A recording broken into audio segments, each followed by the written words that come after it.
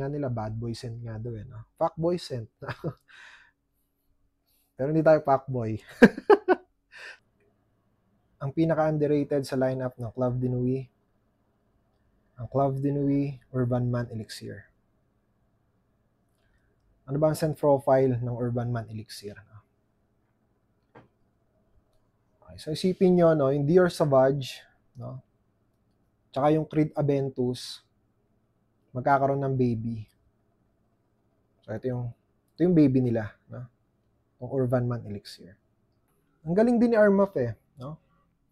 Kasi na-inspired sila, no? Kasi alam naman nila na ang Dior Sauvage at Creed Aventus, no, dalawa sa greatest perfumes of all time.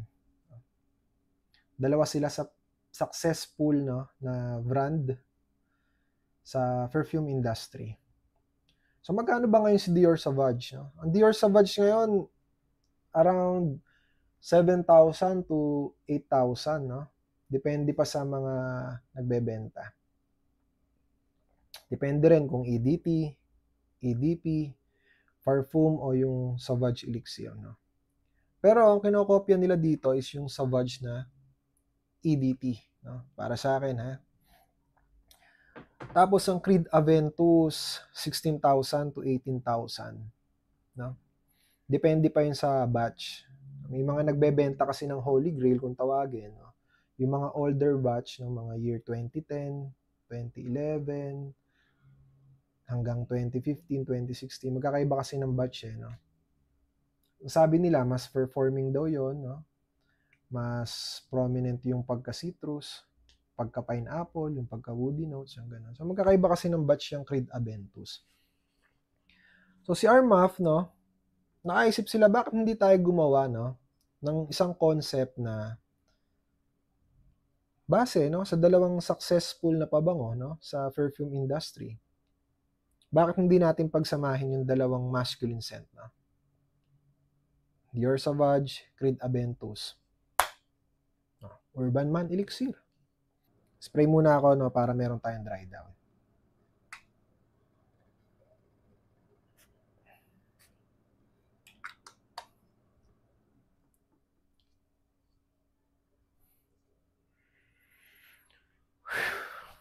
Grabe.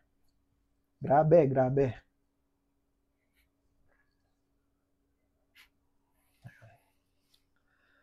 So yun, mas dominante, no, yung scent profile ni Dior Sauvage, no? Mas lamang siya para sa akin. Siguro mga 60 to 70% Dior Sauvage, no?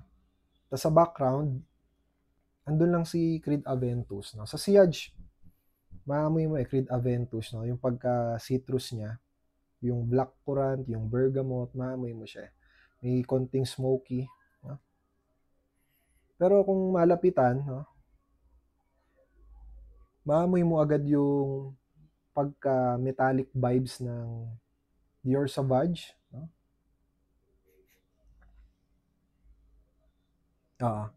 Tama, yung bergamot, ambroxan, no? Magaling ang Armaf, no? Isa to sa mga tinutulugan hindi to masyadong na-appreciate sa Fragcom no? So, totoo lang. Kasi mas kilala na Clave de Nuit yung Clave de Nuit Intense Man, no? Yung EDT, yung Eau de Parfum, yung limited edition, yung Pure Parfum, tapos nga nag-release sila ng Extrait de Parfum na 70 ml, no? So, para maiba lang din, no? Kasi halos magkakatulad na ng amoy no? Minsan maamoy mo pag pumunta ka sa ganitong lugar, sa ganitong setting, sa office man yan, pupunta kayo sa nightclub, no? Maamoy mo na Ba't di mo subukan to? Urban Man Elixir para maiba ka, no? Ang Creed tsaka Dior, no? Isa sila sa top tier, no? Pagdating sa masculine scent. So kung nasa 30s ka to 40, ito na kunin mo, no? Bagay na bagay sa ito kung gusto mo na masculine scent. Sabi nga nila, andito daw yung vibes nung pagka bad boy in the battle, no? Pag suot mo to,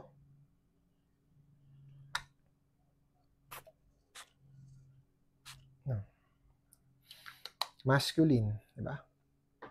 Matikas, lalaking-lalaki yung amoy. Fresh from the shower, no?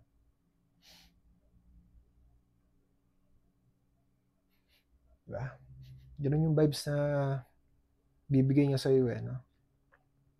So, ayun lang, no, sa mga bibili ng mga Middle Eastern perfume, no, ingat lang kasi marami nagtitinda sa mga e-commerce shop, no, like Lazada, Shopee, TikTok, even sa Facebook, maraming nagbebenta na mga fake.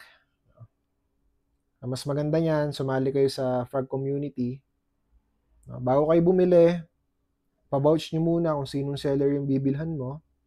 Pa-vouch mo din muna, no, kung authentic ba yung nabibili mong pabango. No? Picture mo side by side, yung batch number, no? Tapos yung cup niya, no?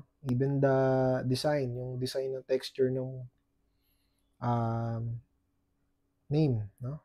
Sa bottle, no? Pa-legit check nyo. Marami kasing napepeke sa pagbili ng mga pabango. So, yun lang, mare-recommend ko to, no? Lalo na sa mga nasa kaidaran ko na mahilig sa masculine scent, no? Kung gusto nyo mas lalo kayong mag-amoy matikas, sabi nga nila, bad boy scent nga daw, no? Fuck boy scent. Pero hindi tayo fuck boy. So, ayun, bagay na bagay sa inyo to. Urban Man Elixir, try nyo.